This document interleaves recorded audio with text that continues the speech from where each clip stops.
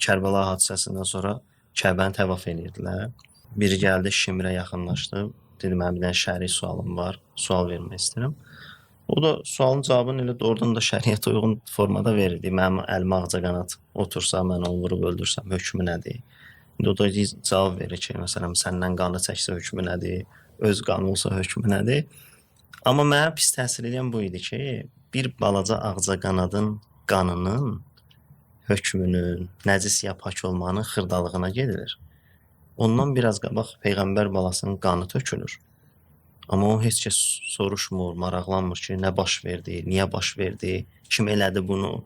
Görürsən ki, insanlar artıq sanki bir yerdən sonra elə dinin özü ilə aldadılırlar. Dini hökmlərin özü ilə aldadılırlar. Yəni insanlara bir zahirdə bir din verirlər, amma mahiyyətini onlardan alırlar. Düşünürəm, hətta İmam Hüseyin əleyhissalam elə ən çox bunun üstündə gəlirdi Kərbəlaya ki, ona görə bəlkə də deyirdi ki, bu dinə fatihə. Çünki bir din ki, ağcaqanad qanına həssasdır, amma insan qanına, imam qanına həssas deyilsə bir dindar, bunu narahatlığını, dərdini yaşamırsa özündə, bu din, bu namaz heç kəsə nizat verə bilməz. Bu həcc heç kəsi xoşbəxt eləyə bilməz.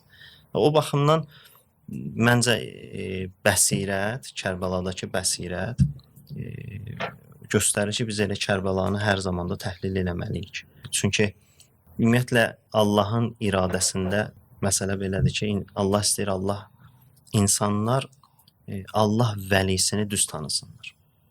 Bu çox ciddi məsələdir. Yəni imamət mövzusunda imamı düz tanımaq şərtdir.